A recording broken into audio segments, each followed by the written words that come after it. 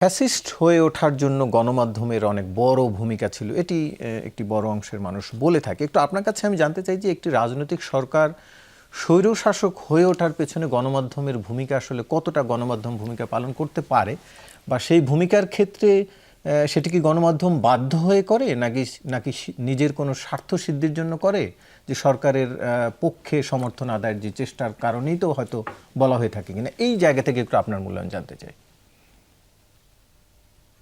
আমরা সবাই ধন্যবাদ আমাকে ডাকার জন্য।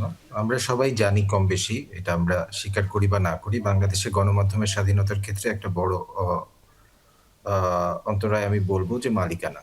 আমরা সবসময় দেখেছি যে লাইসেন্সিং থেকে শুরু করে কারা গণমাধ্যম করতে পারবে বা পারবে না, সেখানে রাজনৈতিক নিয়ন্ত্রণ থাকে এবং সখ্যতাও থাকে।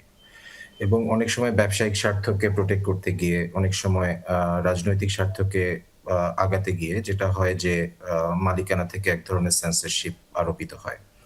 এটা যে সবসময় চাপে পড়ে হয় তা না। এটা অনেক সময় কিন্তু আ স্বার্থ উদ্ধারের জন্য হয়। এবং এটা যে সবসময় দলের স্বার্থ না, অনেক সময় ব্যক্তিগত স্বার্থের জন্য হয়। এটা একটা প্রধান জায়গা। যেটা আপনি ১ম বলেছেন যে কিভাবে আ আ এক এ ধরনের অটোক্রেসি কে প্রমোট করার জন্য গণমাধ্যম ব্যবহার হয়ে থাকে। এটা অনেক সময় মিউচুয়াল। আমরা এটা আমাদের এখানে দেখেছি। যেটা এটা ছাড়াও আমাদের যে মিডিয়া ম্যানেজমেন্ট সেখানেও আমরা দলের আনুগত্য দেখেছি এবং দেখি। এটাও এক ধরনের জায়গা আছে যেটা ভেতরে এবং বাইরে ২ জায়গাতেই মিডিয়ার স্বাধীনতাকে খর্ব করে। আর আপনি আরেকটা প্রশ্ন করেছেন যে আ কেন এটা হয়? এটা কিভাবে হয়? এটা ধীরে, ধীরে হয়। মানে প্রেস এবং পাওয়ার এর ভেতর যে স্পেস এর লড়াই এটা চিরন্তন। আ এই স্পেসটাকে আপনি যদি কনস্ট্যান্ট ধরেন, যখন ক্ষমতা প্রেশার দেয়, স্পেস সেটাকে আমাদের প্রেস সেটাকে রেজিস্ট করে। আমরা এই রেজিস্ট্যান্স টা হারিয়ে ফেলেছিলাম এবং অনেক বেশি স্পেস ছাড়তে, ছাড়তে এমন একটা জায়গায় আমাদের মনে হয়েছে আমরা গিয়েছি, যেখান থেকে আমরা আর ফিরে আসতে পারি নাই। হ্যাঁ?